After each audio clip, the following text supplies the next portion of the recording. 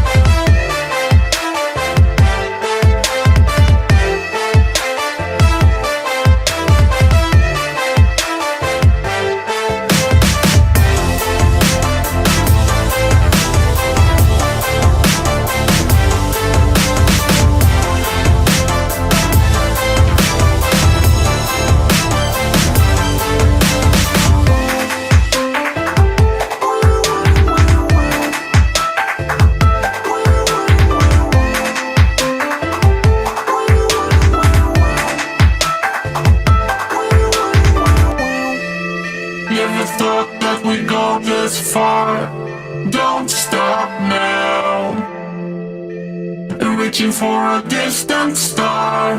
Don't stop now. Isn't it strange how we're safe at home? So that I counting days until a second go. If you're gonna make a change, you have to let me know. Turn this shit around, just out of top the youngs. It's all you need to do.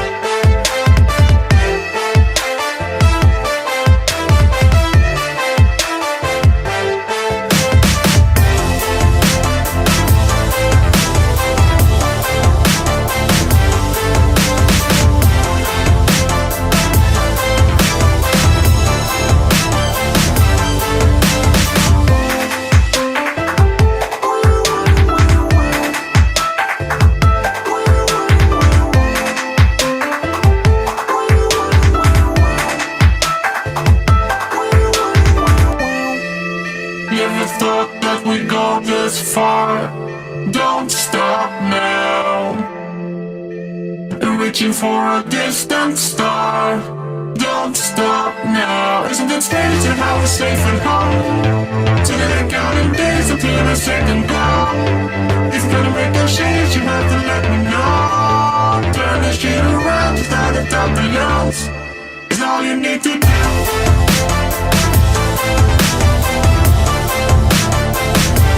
It's all you need to do.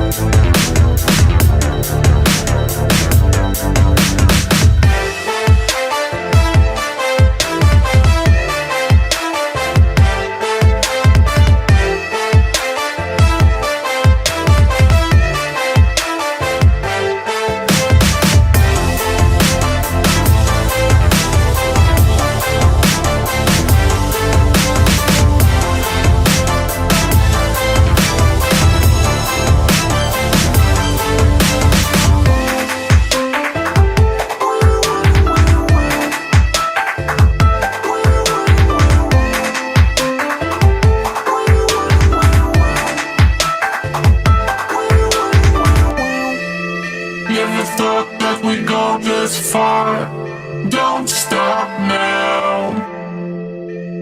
Reaching for a distant star. Don't stop now. Isn't it strange how we're safe at home? Till the counting days until the second blow. If you're gonna make a change, you have to let me know. Turn this shit around, just out the top of yours. It's all you need to do.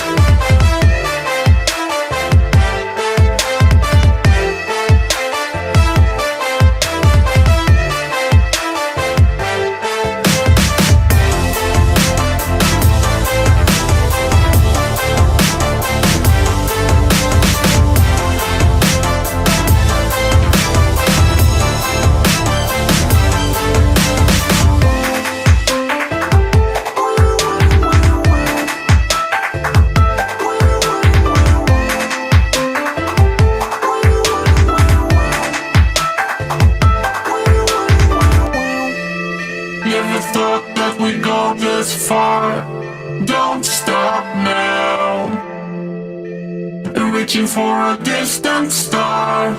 Don't stop now. Isn't it strange how we're safe and home? So that I'm counting days until the second blow. If you're gonna make a change, you have to let me know. Turn this shit around without a doubt belongs. It's all you need to do.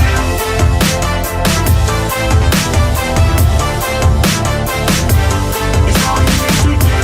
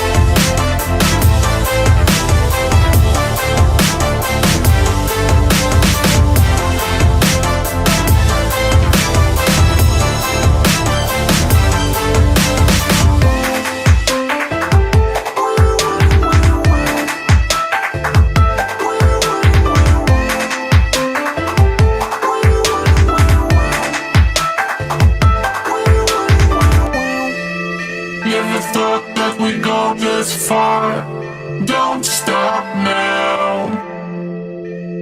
Reaching for a distant star.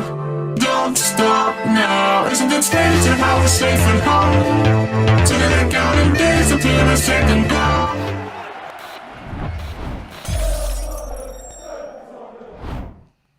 Good morning, everyone, and welcome back to We Are Tottenham TV for another Good Morning Tottenham and an action-packed Good Morning Tottenham this morning. Unfortunately, we won't be taking calls, but we will be at the pre-match fan show a bit later on after the press conference comes out. But first of all, let's get in to the match review from last night. Obviously, Vitesse 1, Tottenham 0. In more or less an absolute no-show from Tottenham Hotspur, from the players that showed up last night. Dreadful display, wasn't it? And when you look at the kind of one player I wanna call out is Dele Alli from last night. The stats absolutely disgraceful when you read out. I mean, no key passes, no shots, no dribbles, no tackles, no interceptions, no clearances, no blocks, no fouls, no crosses, 0 ground duels, 1 out of 8 tried, 1 aerial duel, 1, 2 fouls committed. I mean, that is what you call a no-show, isn't it? Yeah, it was horrific. It was pretty terrible from him, and he wasn't the only one, but he was part of a team which pretty much didn't turn up yesterday. I think all those players should have seen it as a good opportunity, at least for themselves, to try and have a good game, try and put themselves in the conversation to be part of the first team. Maybe not for Sunday, but in future matches. And they did themselves no favours with their performances yesterday. There seemed to be a lack of care given to proceedings on the ball. Off the ball, we were letting players run off us, and we were allowing Vitesse to get into the final third. It was only their lack of quality really that let Vitesse down. On the ball, like you see these clips of Lo Celso like doing the rounds, and but it's not just him. It was other players as well who were just. It was everyone on the pitch last night. Let's be honest. They weren't bothered about losing the ball, or if it was a bad touch, they would kind of just say, "Oh, it was a bad pass, so it's that guy's fault. So I'm not going to run or do anything about it."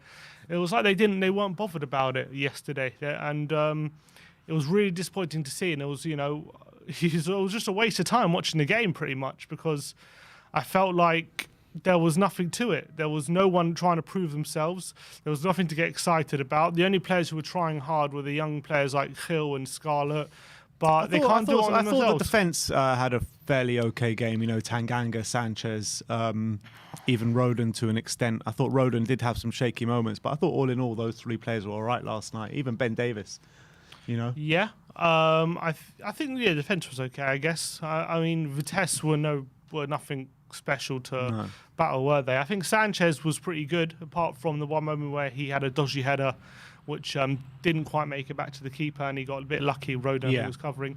Tanganga was good defensively. I think he was hard to beat. No one really got past him, but on the ball, just a bit.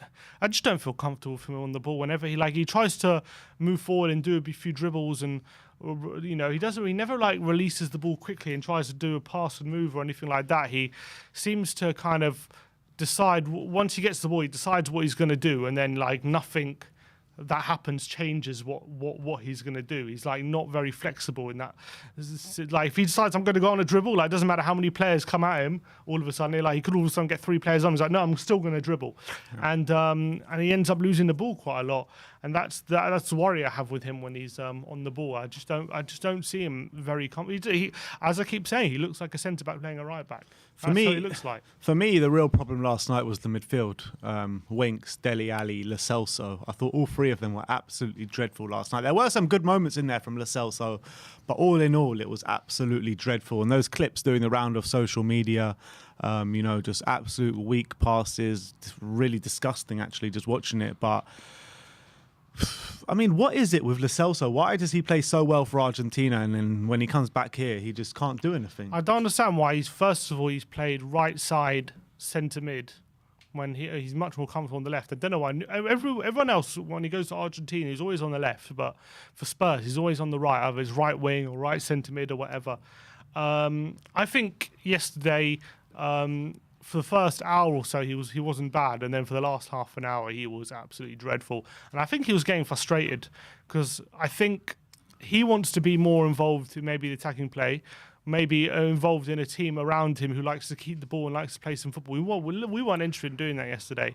And then obviously he's in the double pivot, so he's forced to do a lot of the defensive work. And because Winks isn't very combative, and Winks is pretty much losing every ball he goes in for, Lo Celso is kind of there to who pick up a lot of the donkey work, and he didn't seem interested in doing that yesterday, and that's an attitude problem, to be honest. But I don't think I wouldn't say in a Premier League game it would be the same, but yesterday he did not seem interested in getting involved in a battle. He did here and there, but by and large he was getting frustrated. I felt like he was getting very, very frustrated with his teammates, and I feel like Dele and Winks weren't helping him out that much defensively. He was doing a lot of the work alone, and then he just gave up. And then on the ball, I don't know what happened to him, but for the last half an hour, he was all over the place a bit. He was doing really weak passes. He was just flailing legs at things which weren't ever going to come off. And he wasn't tracking back as well. He would lose the ball and just allow players to run forward and wouldn't run back. And it was very, very poor from Gio. And I think maybe he thinks this competition is beneath him or something. I don't know. That's the impression I got of him. A lot of these players thought the Europa League was beneath him, never mind the Conference League. Exactly.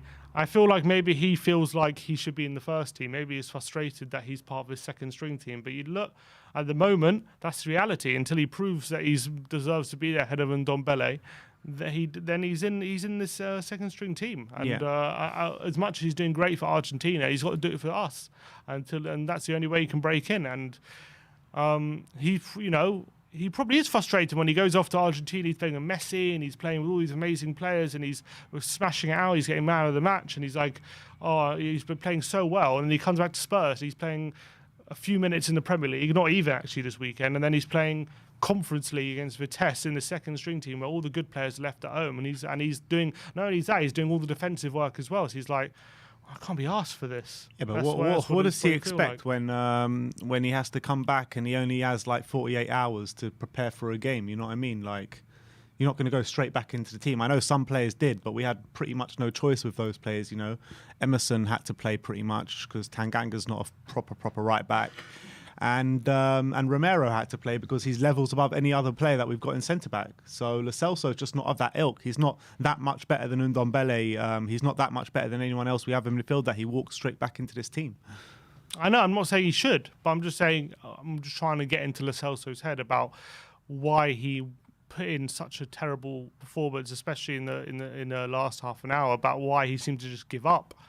And that's the only thing I can think. No, I'm not saying he thinks he should be straight in the team, but like I think he thinks he shouldn't. Like he probably was frustrated with doing a lot of the defensive work in a Conference League game, which he probably felt was beneath him, which is not a right mentality. Exactly. The only way you're going to fight back into this team, fight your way into the team, is to work hard and show application on the pitch and on the training ground. That's the only way. You're going to fight back into this team, and performances like that ain't going to do him any favours, let's be honest. No. Dele Alli, I mean, I was saying during the game yesterday that I felt that it might have been wiser to drop Dele in the double pivot and put Lo Celso in the number 10. But with Dele Alli with his 0 duels won out of 8 or 9 tried, that's just probably proved me wrong, hasn't it? Yeah, I don't know if you can put Dele in a pivot, honestly, because I just feel like as much as he did work hard beginning of the season, you got to remember he was alongside Højbjerg and Skip, so even if Dele was dribble past or whatever, he wasn't going to be as exposed as he would be as if he was in a double pivot. Because if he's in a double pivot, he's got a lot more responsibility. All of a sudden, there's a lot more on him. I don't know if he's up to that, honestly. I don't know if he's up to being a 2 centre mid. What is he up for? That's the question. What is he up to? You know what I mean? That's the question. We don't know. We haven't seen a good Dele Alli for a number of years now. So, I mean, where do we go with Dele Alli? Me personally, I think he needs a loan move. I don't think we're gonna get any sort of money close to what Daniel Levy wants for him. Let's be honest. So I think a loan move probably suits all parties and maybe kind of produce that Jesse Lingard feeling, you know. It wasn't going right for him at Man United. Goes on loan to West Ham, smashes it out there. And yes, he's not back in the Man United team, but every time he plays, he puts in a performance, doesn't he? Yeah, I think Dele Alli needs a fresh approach. Maybe he just needs a new set of eyes. Maybe it's just like too much at Tottenham where it's a constant cycle with him. We know what he can do, so we expect the level of performance, and he comes back and he doesn't produce that level, and everyone gets frustrated, and then we drop him again, and then he vows to work harder, and then he works hard to get back in the team, and he gets back in the team, and he's still not producing the level we expect. We drop him again, and it's a vicious cycle that keeps continuing over and over again. And I just feel like maybe he needs to go on loan to a team who maybe this expectation to be this good is not there, and maybe that a team who would appreciate his qualities a bit more, what he does do rather than what he isn't doing, like what Spurs fans and probably the coaching staff as well are criticising him or on his back four. So I just think at this point I can't see like Dele. At the moment, look, I wouldn't want him in the team ahead of Lo Celso or Ndombele in the number 10 in a Premier League game. I think Ndombele and Lo Celso at the moment provide a lot more on and off the ball than Dele does, unfortunately. I'm not sure where Dele fits in. I don't know. I said it, but I think, if we're playing this formation, if we're playing 4-3-3, like, I don't know. I think Dele is the odd one out, really, in terms of his positioning and what he offers to the team. I just think he is. It's like him being like the elephant in the room at the moment, because I feel like I don't know what positionally wise. I don't know how he can break into this team. Every time Dele plays this season, we've pretty much been found wanting massively. Apart from that Man City game, we've been poor every time Dele Alli plays, because he plays in that central midfield, and we basically lose the midfield battle every time he plays.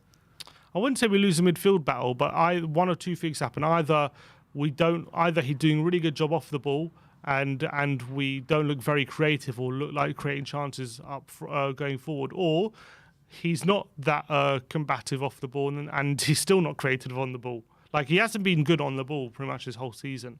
I don't remember anything he's done in terms of creating chances, getting shots off, like anything from an attacking point of view, dribbles, a few dribbles here and there he's done, but like there's nothing on the ball to suggest that he could contribute. When you look at it, Wolves on midfield got overran. Fine, Watford, they weren't really that much of a test when they came to Tottenham. Crystal Palace overrun. Arsenal he played up front overrun. Palace, didn't he? Yeah, On that's the true. left-hand He side. did play up front, but he just doesn't provide anything for us in the team. He doesn't provide anything. Nothing. I can't think of one thing. But look, I think that's enough on Dele Alli. How long can we go on for him for? But let's. Like, obviously, I don't want him to get back to his best at this point. Just half his best, and that he could contribute. Just but provide at the moment, something. You know what I mean? At the moment, he's just not. I know it's a game against Vitesse where everyone was bad, but like. But there's a common theme with him. That's the thing. Yeah, it's a common theme. Can't. Dele at the moment is very frustrating to watch. And yeah, I still believe he works hard. Like yesterday, I don't know, but in general, I still think he's a hard worker. I don't think he's downing tools or anything like that. I don't think he doesn't care. I just think we're expecting a level of performance that I'm not sure he's capable of anymore. That's just reality. I think we have to start looking at it like that. Which is crazy at 25 years of age. Yeah. But it's nuts to think I mean, it's baffling to me why we're talking about this. A guy at 25 years of age who at 19, 20 years old scored 20 Premier League goals in a season. Yeah, it's but crazy. now he's got more burden and responsibility, and I don't know if he's up to it. That's the reality. It is the reality, unfortunately. But more points from the game. Let's talk about Dane Scarlett because obviously he got another chance in the team last night, and I actually think, all in all, when you compare his Conference League game so far, I think this was probably the best one in terms of how involved he was in the game. I felt that he was working really hard for the team. I felt that he was coming back in defence and doing some really good work at some points. He was just getting lost a bit up front, as he has done in the previous games. And, his physical presence isn't there, obviously, as a 17-year-old kid, which is no slight on him. It's just where he is at in his career. But I did see signs of kind of being more involved in the game as he was previously. Yeah, he was definitely competing a lot more. He was winning a few headers. He was trying to compete physically with the centre-backs, although I felt by and large they bullied him and quite easily dealt with him. He was trying, and there was a moment in the second half where he might have been able to get a shot off in the penalty area, but he wasn't able to act quick enough to get the shot off and ended up getting booked for getting bundled over for some reason. I thought that was a ridiculous decision. Could have even been a penalty. It was unfortunate.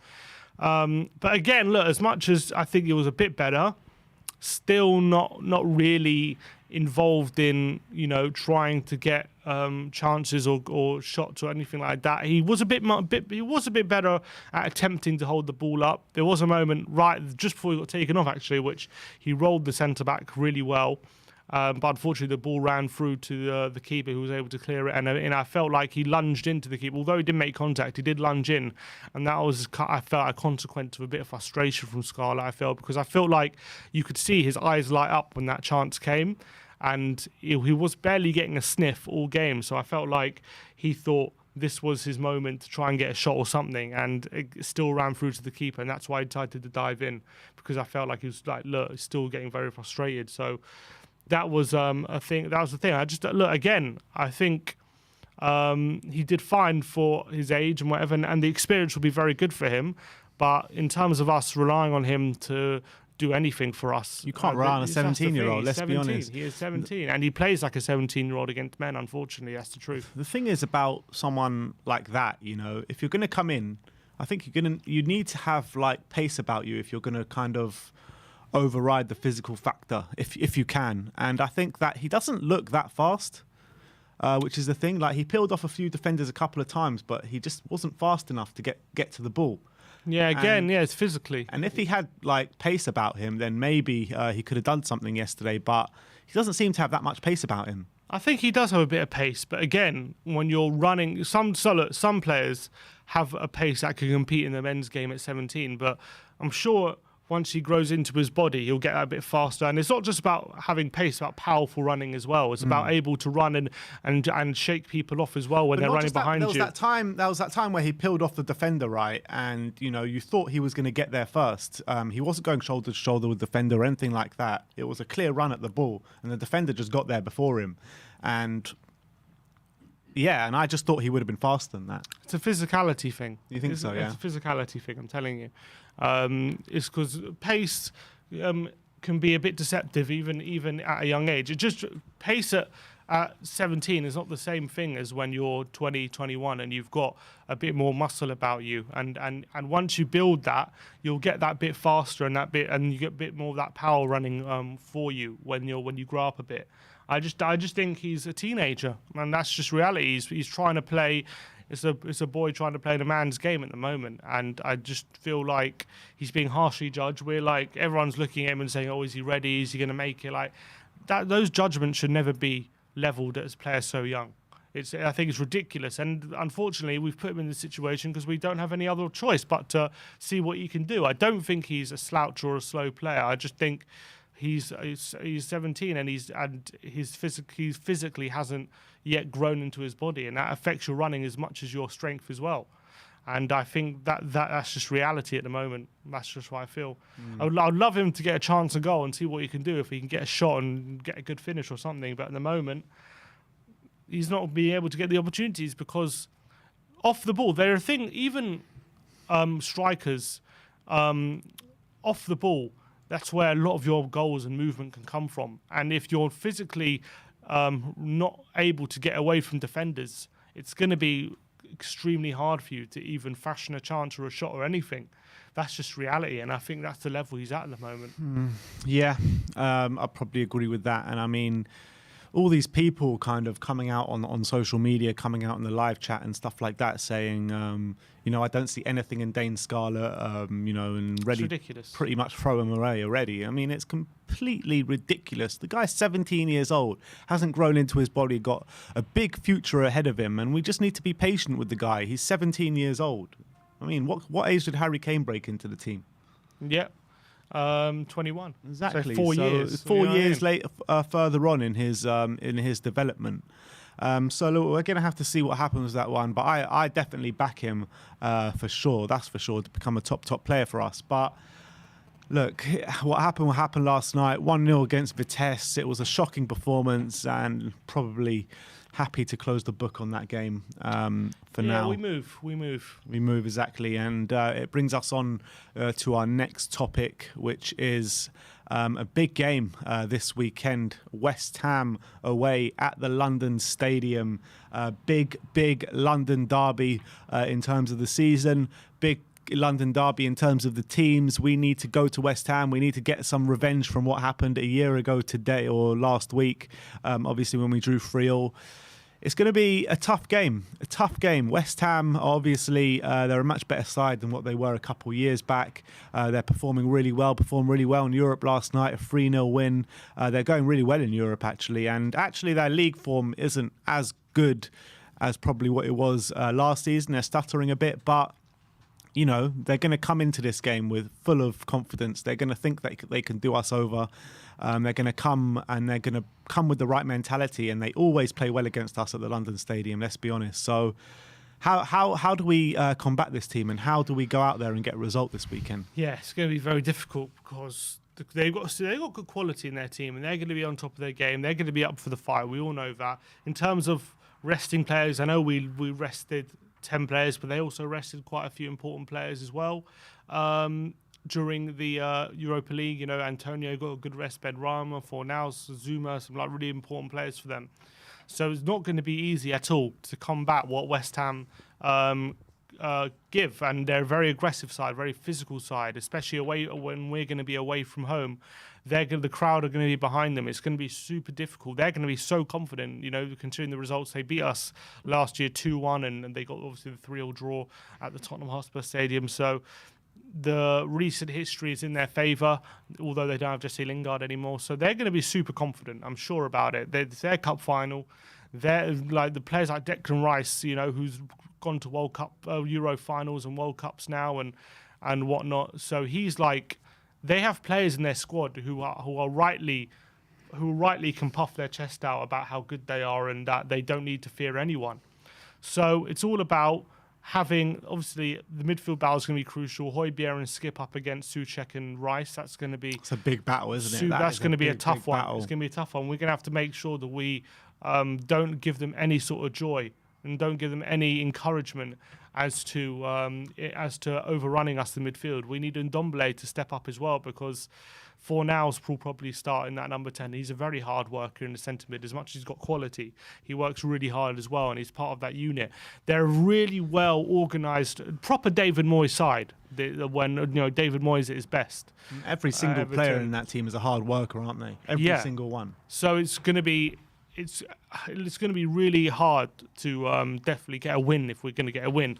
I can see it being a very close game. I think if we're hopefully we've learned the lessons of the Emirates, and we're not going to put in a complete no-show like we did on that day and completely just give up before the game was even started. It felt like against Arsenal. It's important if we can get a result in this game. It goes some way to righting those wrongs that were done on that day, because it shows we can be up for the fight. But with Antonio as well, his start to the season, obviously, I think he's bagged 4 or 5 goals already in the Premier League after 8 games of bag. Albeit it has slowed down a bit recently. True, he started like a house on fire, but it has slowed down a bit, just like West Ham's form.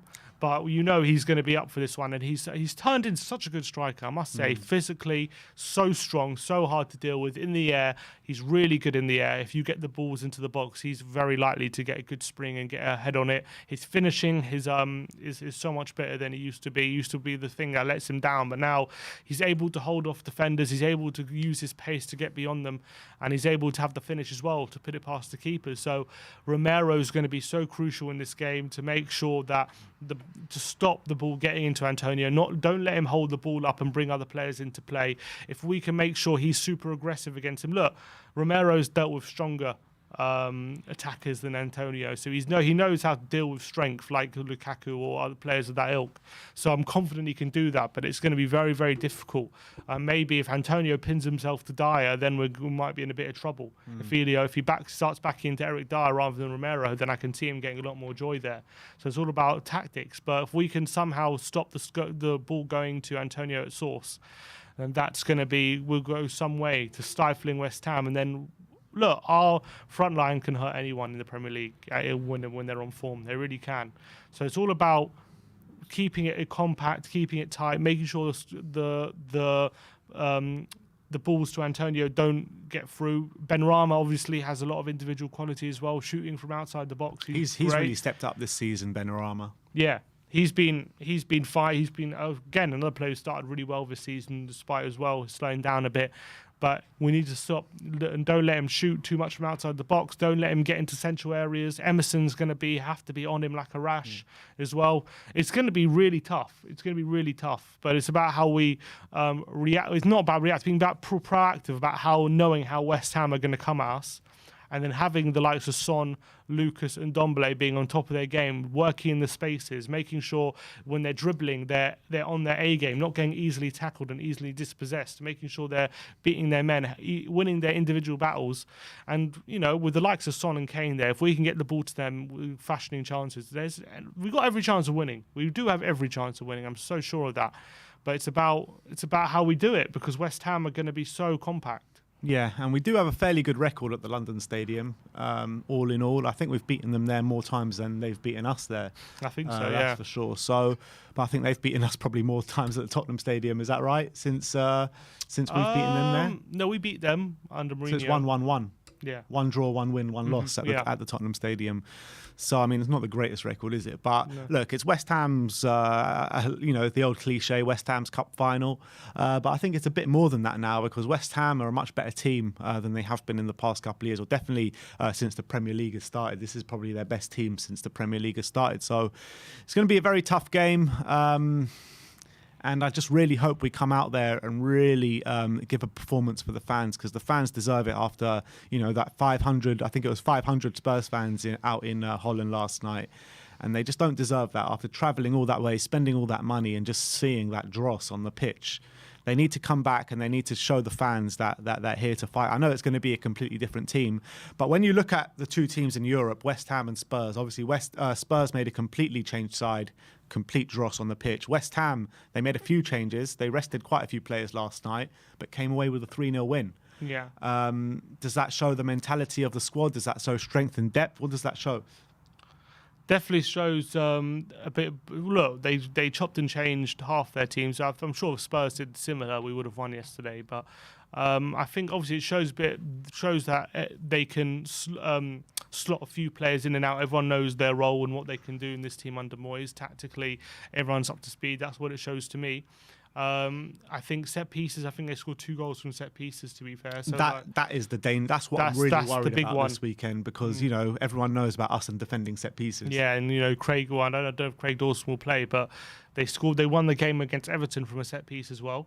Ogbonna can score from a set piece. Zuma can score from a set piece. You know what I mean? Souček can score from a set piece. You know what I mean? They got so many players in there with aerial ability and physical ability that we have to worry about this weekend. Yeah, and that's always the worry. We haven't really got to grips this season, so we barely ever get. Remember last season we were literally conceding from set pieces left, right, and centre. This season as well, we haven't had too much joy from set pieces. And West Ham is the one under Everton under Moyes. That was one of their biggest sources of goals with set pieces, and now he's brought that to West Ham as well. They're a physical team. They got the likes of Souček and Rice as well, who are especially Souček, who's so unbelievably good at set pieces in terms of attacking them with his head.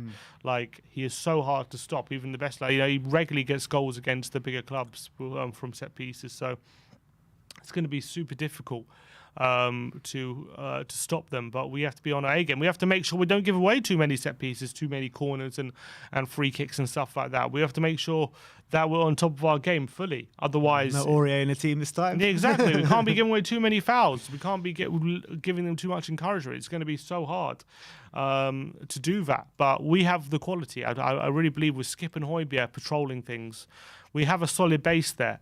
We have to make sure maybe we go there and try. I know West Ham. They're not the most possession-based side. They're going to I reckon they're going to come and try and, I remember the London Stadium last season, even though we lost 2-1, Spurs had more of the running and we had more of the possession. And it was West Ham hitting us on the counter-attack a couple of times, which did us. I think they only had 2 shots on target and they won the game. With Jesse Lingard, yeah. And I think it might be Antonio as well at the beginning of the game. So I think he always scores against us, Antonio. He does. Always scores against us. We need to keep him quiet, and that's going to be Romero's job, isn't it? He's got to watch Antonio like a hawk on the weekend. So we got to make sure we're on the ball. We're keeping possession well. We're not wasting it. We're not being sloppy on the ball. We're being precise, like we were against Newcastle, playing nice triangles, frustrating West Ham, and when they get the ball on the counter-attack, we're cutting the supply at source. Romero stepping in on Antonio, not letting him get the ball in turn.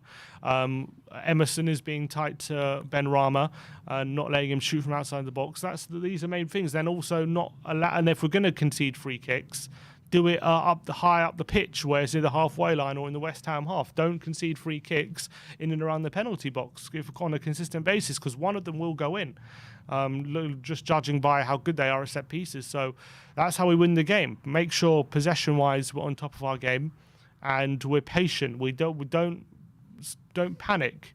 Make sure we're patient build up, and I reckon we'll dominate possession on Sunday. Well, you said what you hope's going to happen. You said you think we are going to dominate possession, but how do you think the game is actually going to play out this weekend? I think West Ham will definitely be confident. I 100% think that. I reckon a goal from a set piece will go in for them, but I reckon we can turn them over. I don't know about a win. It's going to be hard to win. I reckon we can win on Sunday, but it's going to be difficult. But probably a draw. He'll probably end up a draw, like 1 or 2-2. That's Are you happy with the draw this weekend? I wouldn't take a draw if you offered it to me right now. But if it is going to be a draw, it's not the worst result in the world. It's not unfortunately, this is where we're at now, where a draw away at West Ham, you have to take that. I don't think you can sniff at a point in the London Stadium. I mean, if you can take 4 points from your next 2 games, that's a good haul, isn't it? Yeah, beating United. Yeah, I mean, looking at United right now, why can't we beat them? But yeah, if you offered me 4 points right now, I'll take it. I'll take it. So if a draw tomorrow, on Sunday. Sorry, it's not the end of the world, is it? It's not like the worst result. I do think we could win. I think if you take our first 11s right now, I don't know if you could do a combined 11, but if you took our first 11s, Well, look, let's try do one now. Quickly, 4-2-3-1, combined 11. I mean, in goal, I think you probably got Lloris in In goal. goal, you got Lloris. Right back, it's Soufal or Emerson. You're probably going to say Soufal. All right, you give us Soufal. I think he's pretty good. Centre backs, Romero gets in there for sure. Romero and probably Zuma. You reckon Zuma gets in there? Or Why didn't we sign Zuma then? You think? Because we were looking at Zuma in the summer and we all said no. Or maybe Ogbonna. I don't know. I think one of their centre backs probably gets in.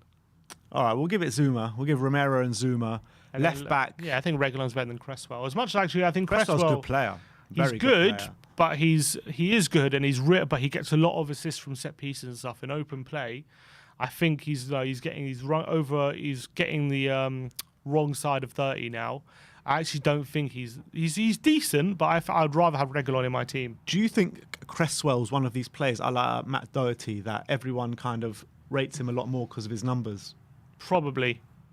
I think his numbers also mask how easily he can be beaten from an attacking point of view. Like, if you're an attacker and you're up against Cresswell, I'd much rather face Cresswell than Reguilon, for sure. But Cresswell, he's got great delivery. I'll give it to him. His delivery's brilliant, and he's got really good set pieces. But I think as a defender, and just in general play, like getting up the left flank, I think Reguilon's better. So Reguilon, left back, the double pivot, I would probably say, Souček and Højbjerg. What, Rice over Sorry. Rice? Rice. Oh, Rice and Souček. I think Rice and Souček. I reckon I would probably just about pick Højbjerg over Souček. So Rice and Højbjerg. Yeah, I'll probably pick Rice and Højbjerg. I think Souček's a great player, but I think Højbjerg just about influences the game a bit more than Souček does. As much as Souček is great from set pieces and he's good at running in late in the box, he's great at that. I think Højbjerg covers a bit more ground and has a bit more authority on the pitch.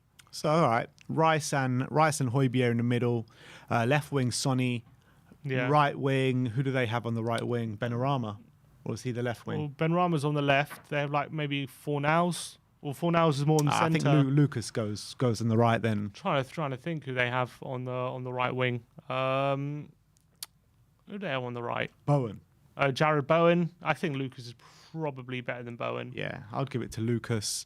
Number 10. Or there's also Lanzini and Vlasic and Yarmolenko, but I don't think any of them will get in ahead of Lucas. It's Sonny on the left, Moore on the right. Number 10, Ndombele against Fornals or Landini. Ndombele. Yeah. Ndombele gets, and obviously Harry Kane. So how many players was that? They got Soufal, Zuma, Rice.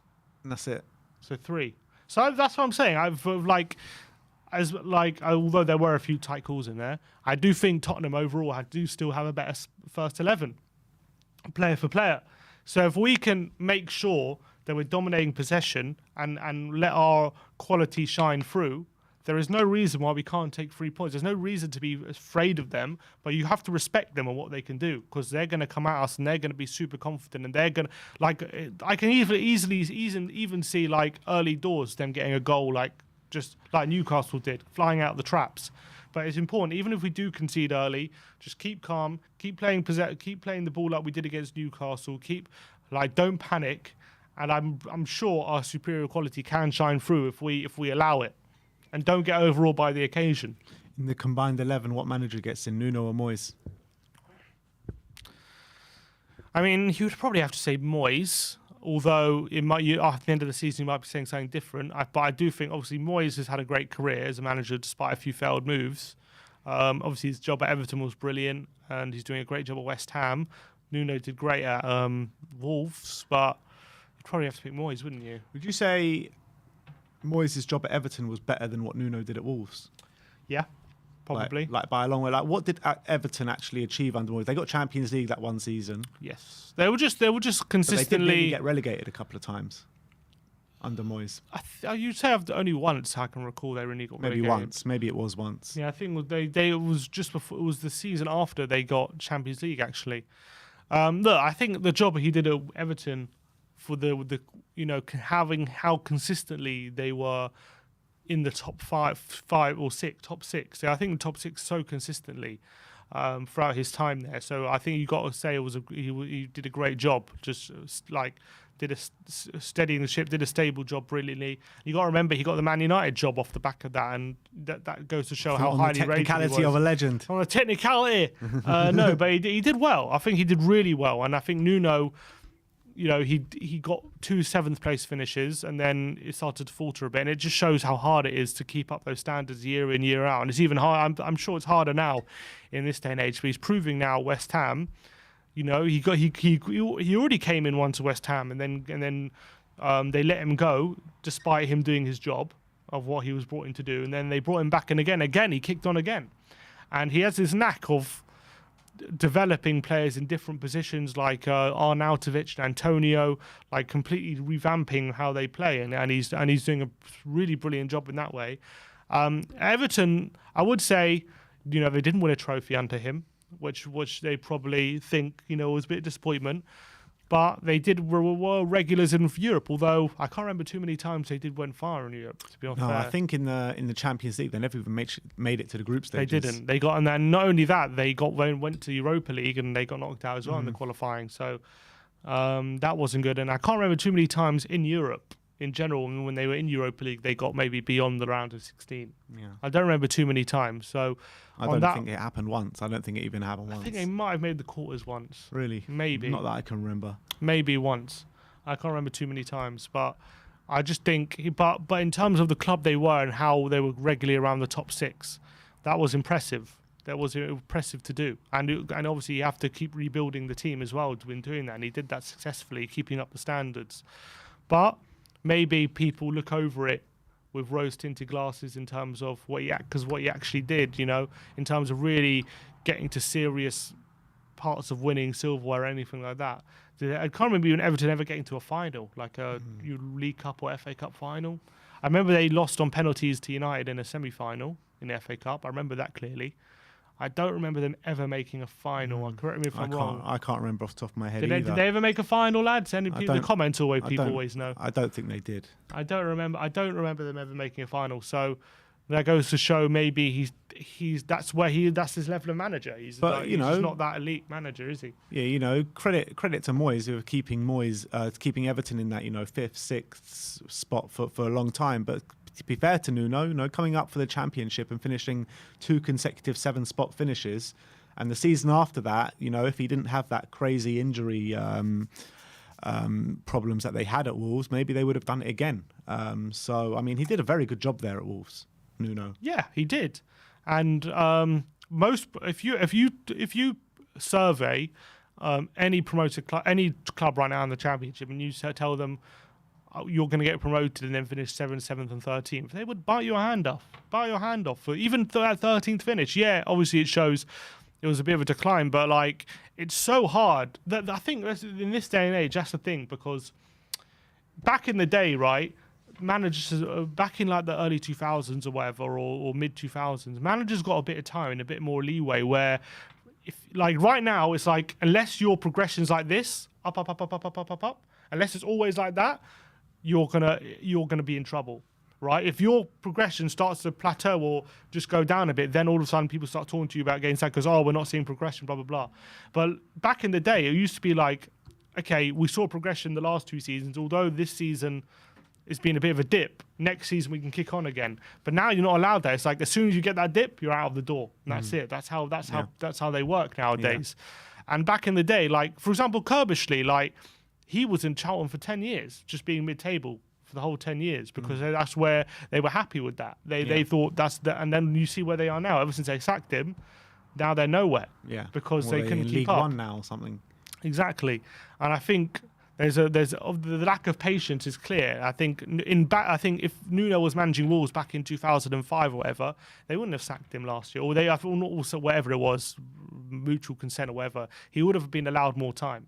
But because in this day and age, as soon as you have a dip, you're not allowed to get the chance to improve that. It's no, we're just going to move someone else because it's better to get a fresh approach. You can see the same with Pochettino as well. Exactly the same with Pochettino. Yeah, mate.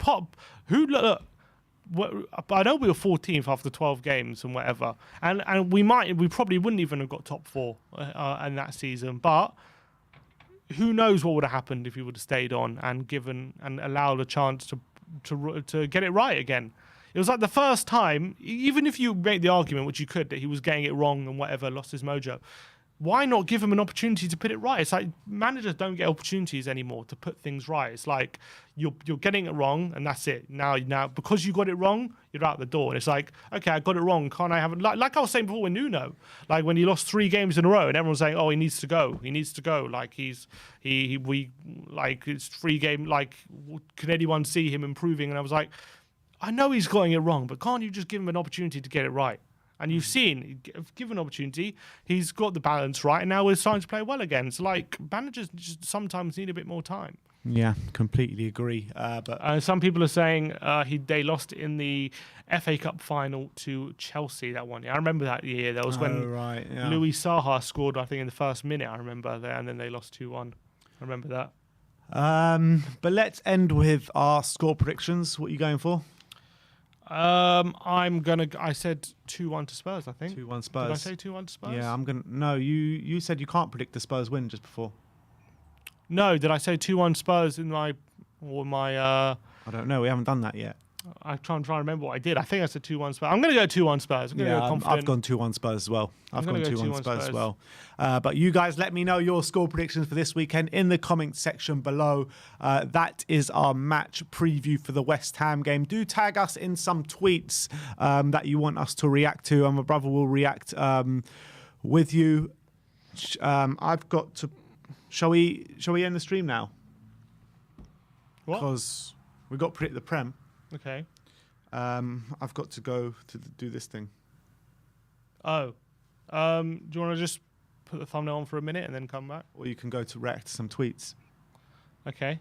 I mean, yeah, okay, fine. Go do it then. All right. I'll be back. All right.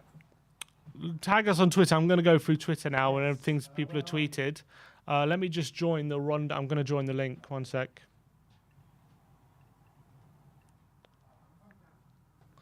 One sec, guys. 1 second, let me create a new link. Oh, where is it? Where is the link? 1 second. He told me not to make one. Oh. All right, bear with. Let's get tag us on Twitter with any content, any opinions or content you want us to react to at WeAreTottenhamTV on Twitter, and we'll react to it live on the show right now. So get involved. I'm going to get the Twitter up. Just bear with. Okay.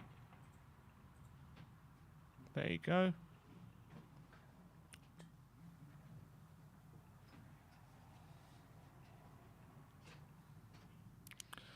One sec, guys. Let's just do it. Okay. Here we are. One sec. There you go.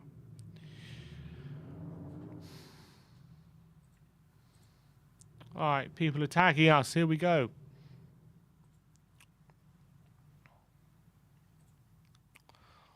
Let's see what we've got here. From OA says, some of the Lo Celso talk is crazy. It's just contextless, emotional talk. A player Tottenham signed to score goals is being critiqued for trying to carry the team's ball progression single-handedly. Yeah, I agree with that. I think when it comes to all the talk about Lo Celso, it's very... I think a lot of the time it's very harsh. Although I would say this season, again, we need more from him. We need him to start producing. It doesn't have to be goals and assists, but we need him to start producing those performances that he was doing, near the beginning of his Tottenham career. At the moment, he's like.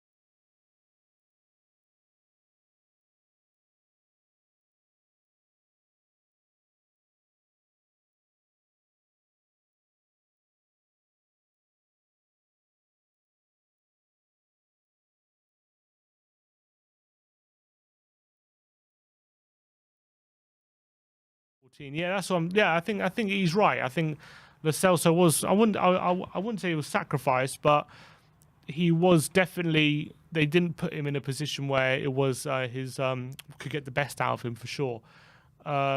Ali Gold, someone's tweeted Ali Gold says, I still believe Nuno made the right decision in the grand scheme of things with the group and fixtures to come. That starting 11 was more than good enough, but some of those senior players showed exactly why they're not getting near the Premier League starting lineup. I think he's absolutely right there.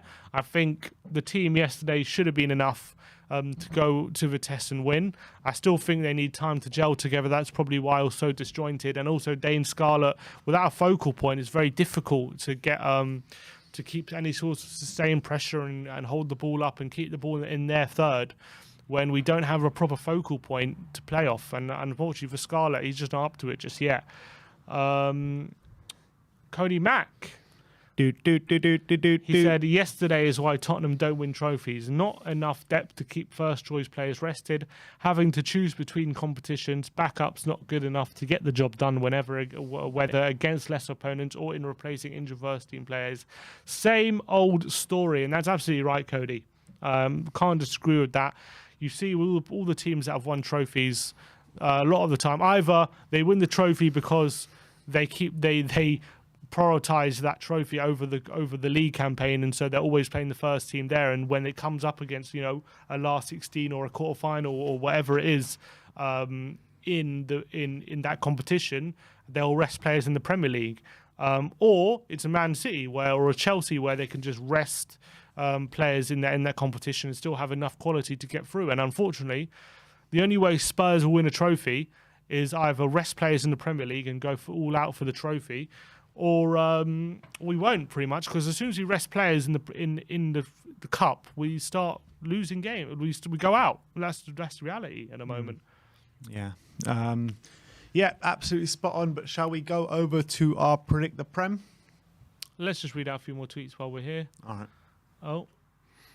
Josh Ayamundi says, I've been seeing so many Nuno outs during live chat. The only really bad game he had tactically was against Palace. There is such a big problem. We need to buy more potential players, get rid of Deadwood and Levy out. Well, I would say tactically against Arsenal was a shambles as well. And Palace. He said Palace is one of them. But the thing is, I don't get this whole Nuno out. Why everyone's like, oh, Nuno out this, Nuno out that, Nuno out. I mean, the guy's been here for 8 games. Come on. Won 5 of them, you know what I mean? So, let's just chill. Everyone needs to just, get a grip, you know what I mean? Yeah, come on. The Nuno out can't even be entertaining that. We're not them lot from down the road, man. We need to support our own. And Nuno's one of our own right now. So we need to give him the full support and full backing. Correct. I completely agree with that. And that's it's just the nature of modern social media, isn't it? A few bad results, the manager's got to go. This is wrong, that's wrong. It's ridiculous. It's like if you do something... It annoys me so much. It's like if this day and age, as I said, if you do something wrong, it's like doing something wrong is enough for people to say you haven't done your job and you deserve to go. For example, one bad game, I never want to see him in the shirt again, and that's it. You know what I mean? People also need an opportunity to correct what they've done wrong. And you don't get that this day and age. Exactly. Void Nick says Kane could leave next season, so I think he should have a few games alongside Scarlett. If you have one of the best strikers to learn from, doesn't it make more sense to play them together, not up top with no service like last night? I take your point. The only thing I would say is, for me, the only point of playing Scarlett is to give Kane and Son a rest. If you're going to play Kane with Scarlett, then I think... I wouldn't mind it, but I wouldn't mind it for Scarlett's sake. But I just don't see. But there's no need to play Scarlett then if you're going to play Kane, because Kane can do it by himself. It's just a bit. The only reason for me that we play Scarlett up front yesterday was because we're so short of options that and Kane needs a rest, that he's our only option to replace him with. I don't see the point for me in playing Scarlett and Kane together, because the only reason to play Scarlett is to rest Kane. If you're not going to rest Kane, then what's the point? I don't understand. Then you're changing the formation and everything. What's this? Same tonight again. Movement is impressive given his age. This is what about Scarlett, I'm guessing. He said he performed well yesterday despite the inherently flawed that 11 was. At that age, it's about intent, intensity and timing. He made good runs got into good positions and showed he can create space through multiple avenues, not fussed about the goal contributions now. Let him evolve. That was before. That was against Mura, I think. And now against this one. It's the same tonight. Again, movement is impressive given his age. He's getting overloaded in duels, 2v1s, and the players aren't reacting. He's showing good combativeness and positioning himself in the right zones. And that's true. And I don't disagree with anything he said there about Scarlett, but that doesn't mean... No, and that's absolutely right. And I think that shows that he's going to be a good player in the future, but it doesn't mean he's ready right now to actually play and make and contribute. You can see clearly for everyone physically he's just not there yet. Yeah, and that's no criticism. That's just reality. But having said that, I think that all these games are a massive, massive learning curve for him, and it will do him in really good stead for his career, in my opinion. Definitely, I agree. All right, that's it for now from the tweets. All right, we're going to go over to predict the Prem in a few minutes. Let's look at some live comments to see if anything... Big Papa, Ben just repeats nonsense in the chat. Ben just... Is that a different Ben? This is the Ben, the chat Ben. Oh, right. Thought you were talking about me. No. I was about to have a word, mate. Exactly. About to have a word. About to kick you out. What else we got to talk about today? We're just getting the Prem ready. You know you can put PSDs in there, yeah? In Wirecast. I messaged you. All right, we're going to get over to predict the Prem in a minute. Obviously, me and Simeon, we've got our own predictions going on. Simeon's winning at the moment, but there's a lot of time and points to play throughout the season. According to Sport TV in Portugal, they say Newcastle prepared to meet the release clause of Luis Diaz from Porto for 67 million. Wow. That'd be quite a signing. He's been playing very well for Porto in the Champions League, I've seen. Good player. He's been playing very well this season as well. I wonder what kind of players they're going to be able to attract. And if they can attract someone like that, bloody hell. Do you reckon well, to be honest, it is, what's it called? It is Porto in the Portuguese league, so he's probably really open to going to the Premier League. Definitely. I'm sure he is. You see Mourinho yesterday talking about his players? Yeah, toxic. He said, Bodo, he said, now people can stop asking me why I keep using the same players, he said. Yeah. After Sounds their like it's a carbon copy of... After a 6-1 defeat. It really does sound like... exactly how it sounded like in the Spurs tenure when we lost to Antwerp and stuff like that. Literally the same stuff. It's very interesting with Jose, right? He came out with a comment the other day, and from that comment I got that he was offered the Newcastle job and he turned it down. He was like saying that, I'm not going to go to Newcastle now, I'm going to stay at Roma. He said, I decided to stay, Yeah. Which insinuated to me that he actually got offered the Newcastle job. Yeah, that's what it implies, isn't it? Yeah. That's what it implies. And the owners know that Mourinho is a sucker for money, isn't he? But I don't know.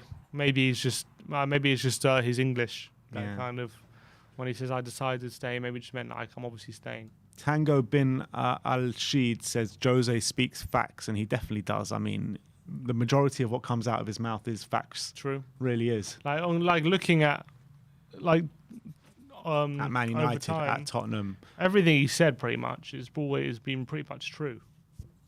So. All right, shall we get into predict the Prem? All right, one more minute, guys, and we will be there. But yeah, just last night just showed an even more need to just clear out this deadwood and get new players in. It's just like it needs to be done as soon as possible. We need players who are hungry to actually play in these games and perform and try and fight for the first team. Because right now, like these players who are coming in, they just don't seem bothered, do they?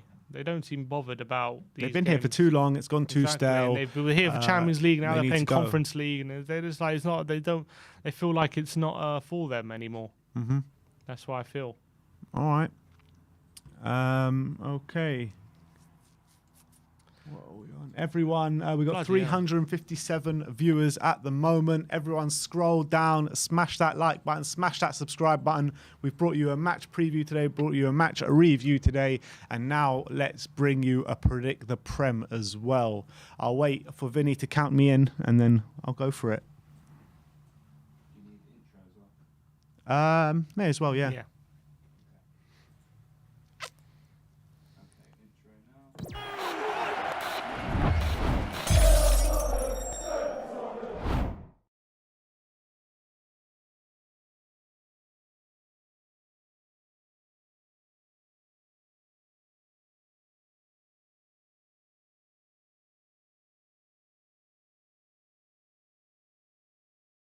Me and you in FIFA. Interesting. All right. Maybe we can do that.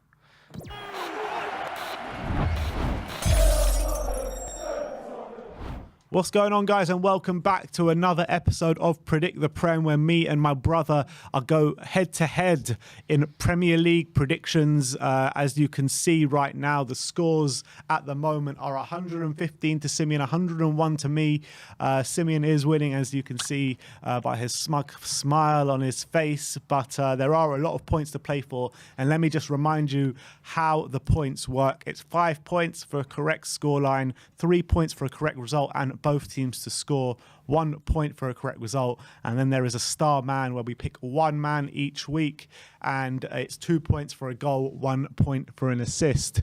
So let's get straight into it, and let's start off with Arsenal against Aston Villa tonight. We've both gone for 2-1, haven't we? Yeah, exactly the same scoreline, 2-1 to Aston Villa. And if that does happen tonight, I'll be a happy boy. Definitely.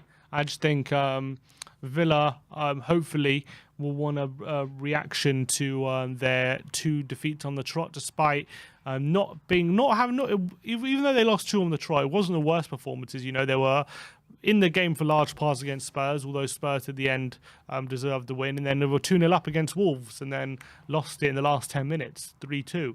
So they'll be very angry with that, and they'll want a reaction in this game. Arsenal obviously saved them. They won the league with the last minute equaliser against Palace, so they're going to be buoyant. The shameless Gooners strike again. Yeah. So I think they're going to also think maybe that they think the point was better than it was, because they got very lucky in that game to have got the point.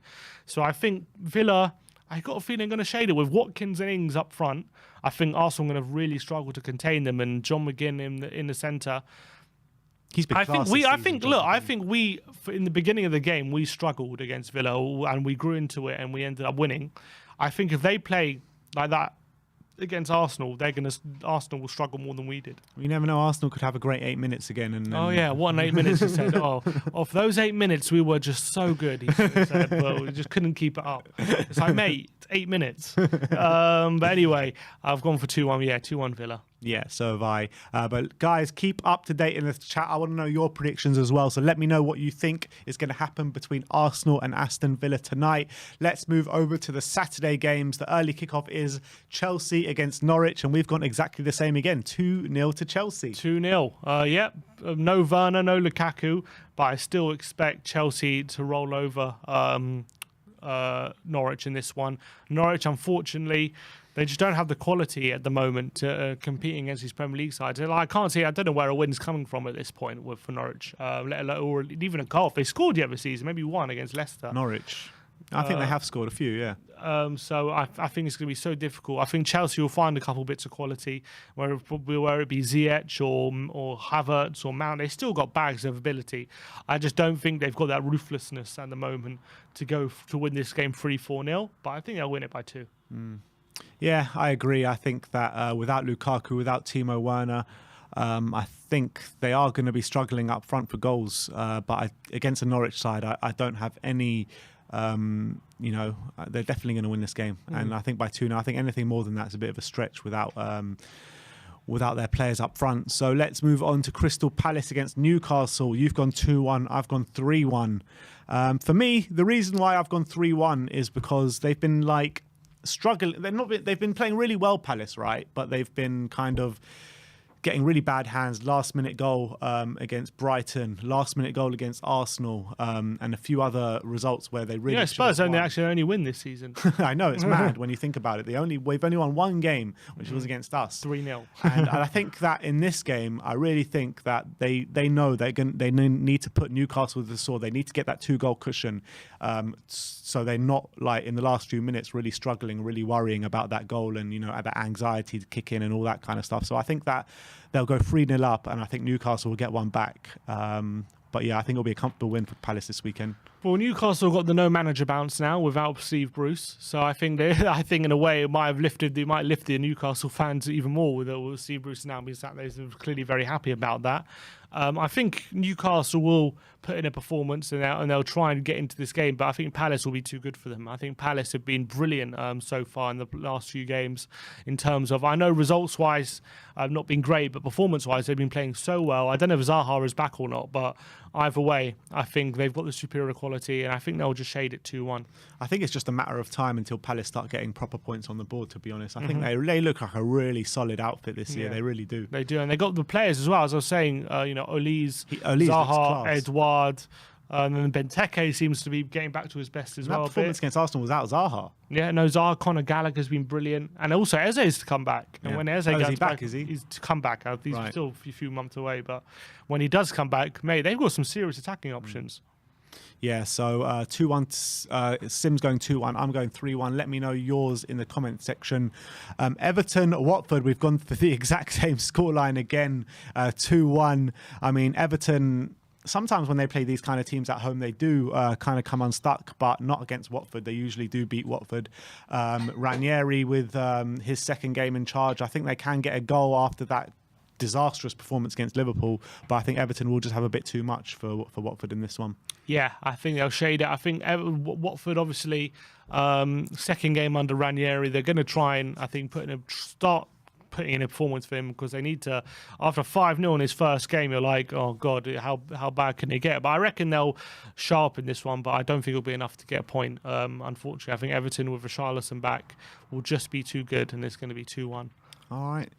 So very similar scorelines from me and my brother so far. Let's move over to Leeds against Wolves.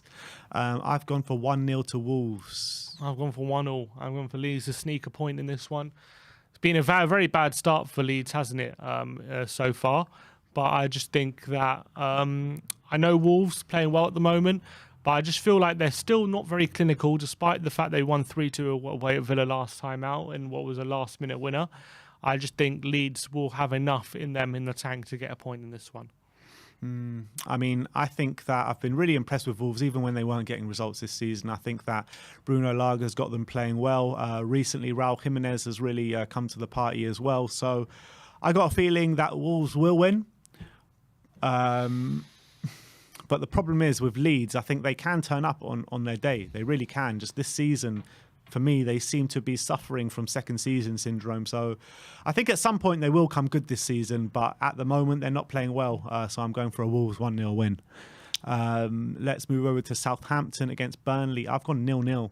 0-0. Another 0. You've gone 0-0. I've gone Southampton to shade at 1-0. I've gone for them to get a goal, and I've gone for them to just about win the game against Burnley. I think Southampton got their first win against Leeds last time out. That'll give them confidence. And I think as well, they've got some impressive results already this season. So some good, impressive draws. So I think they're playing better than people give them credit for. So I think they're just going to shade it 1-0 under Hasenhüttl, and they'll go on from that, yeah. Yeah, I think with Southampton, I think they really kind of raise their game when they play the bigger teams. But I'm not sure if they got the mentality to play these smaller teams. I think Burnley are going to come and set up to frustrate, and I think that's exactly what they're going to do. I was even flirting with a 1-0 Burnley win because I've been impressed with Burnley the last couple of weeks. But I've gone for 0-0. I think it's going to be a very boring game, very frustrating game for Southampton, and them to share the spoils of one apiece. The last game, 5:30 kickoff on the Saturday, Brighton against Man City, and Sim has finally predicted Brighton to lose a game. I know. I think it might be the first time this season I predicted them to lose, but when you come up against them IFC, it's hard to predict anything else. But I think I've gone for a slender 1-0. I think it's going to be a tight game. Both teams like to keep the ball and play possession-based football. Both teams very good at pressing, and both teams have a very solid defence. So I think it's going to be a tight one, but I think City's superior quality will just about shine through, and I get back them to get a 1-0 win. I don't think it's going to be a very open game, actually. It's interesting because I think there could be quite a few goals in this one. I know so far for Brighton games there haven't been that many goals. The Man City game as well. I mean they've been quite solid in defence. But I think Brighton at home, with the home fans there, I think they could definitely get a goal. But I think Man City do have that superior quality and will end up winning the game. I mean, I can even see a 1-1 in this game, to be honest. I mean, it's not a foregone conclusion that Man City definitely win this game, especially at home at the Amex. So I am going to go for a Man City win 2-1, but don't be surprised if this one is a draw. I mean, cast your mind back to last season, Brighton-Man City. The game finished 3-2 to Man City, didn't it? A very good game. So I think this game can throw up goals, but we'll see what happens with that one. Let me know your thoughts in the comment section. But let's move over to Sunday, and let's go to Brentford against Leicester. I've gone for 3-2 to Brentford. 3-2, I've gone 3-1. Bit more of a gap, but similar result again. I just think Brentford, the way they're playing at the moment, Leicester coming back from Russia in midweek. I know they scored 4 goals, but they're still conceding quite a lot, and even against Man United, still conceded 2 goals despite scoring 4. And I think the way Brentford are playing with their intense pressure, the way I've never seen their team pen Chelsea in like they did on last week. And if it wasn't for heroics from Mendy, it would have easily been a Brentford win. So I think Brentford will get on top on this one, and I think with the crowd behind them, they're going to shade it 3-1. Yeah, I think it's going to be a great game of football for the neutral, that's for sure. I think Brentford are like that team this year that everyone just enjoys watching play.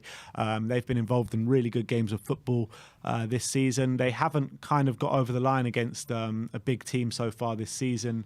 But I think that this game against Leicester is going to be the one. And I think that when you assess Leicester this season, they haven't been that great, but they did put in a really good performance last week against Manchester United, scored 4 goals, backed that up in the Europa League, scored 4 goals again. And I think the Europa League game was on a Wednesday night as well, so it gives them that 1 day extra rest as opposed to a Thursday night. So I think they'll do well for it. And I think Leicester will get a few goals. Patson Daka obviously scored 4 goals in midweek. Jamie Vardy, top goal scorer in the Premier League so far this season. So I could definitely see Leicester getting a couple of goals, but I think Brentford are just going to be a bit too good with the home fans behind them in this one. So I've gone for 3-2 to Brentford. West Ham against Spurs, exactly the same scoreline, 2-1 to Spurs. No bias there. No bias at all. No wishful thinking at all. Just easy does it. 2-1 win to Spurs. Yeah, I think Spurs are going to shade this one. I think just about with hopefully we will have it will benefit us having left a lot of our first team players at home. I'm hoping that will mean we're fresh and we're firing. And I really believe man for man we have a bit of a better starting 11 than West Ham. West Ham obviously going to be confident. They're going to think they can turn us over, but we got to prove why we have the superior players and what that means, what it counts for. So I'm going for Spurs to shade at 2-1. All right. And the last game of the weekend, the big game up in the north, which is Manchester United against Liverpool. And we've gone for the exact same scoreline again this week. Unbelievable how many same scorelines we've gone for this week. But to be honest, the same scoreline is better for you than it is for me. It is. But yeah, 3-1 to Liverpool at Old Trafford. So yeah, what's your thinking? Yeah, I just think I know Man United can throw up a surprise in these kind of games, but with Ronaldo up front, they don't quite have that intense pressing maybe to stop Liverpool from playing out the back. Liverpool obviously in great form at the moment, scoring goals for fun.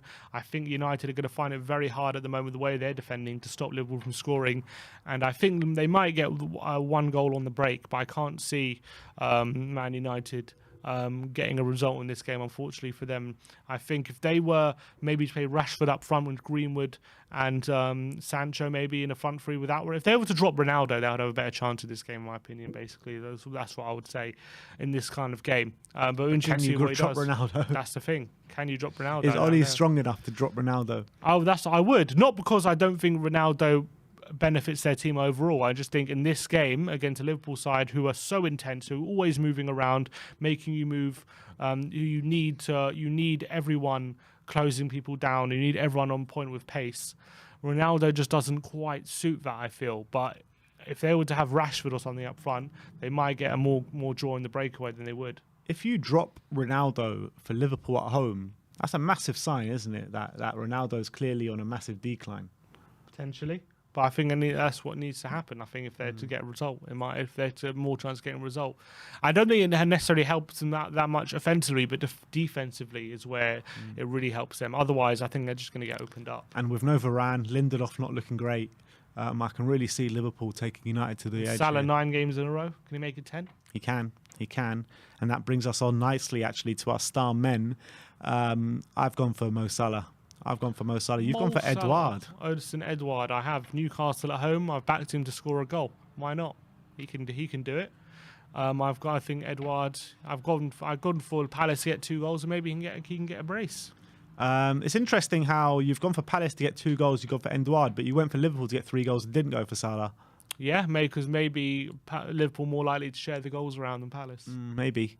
It's interesting. I've gone for Mo Salah. I mean, the guy is absolutely on firing form at the moment. If he doesn't get a goal, he'll get an assist. I mean, the guy is just absolutely unplayable at the moment. He is literally Messi-like at the moment. Yeah. And I think he's the best player in world football right now. And the football he is producing is absolutely jaw-dropping. It really is.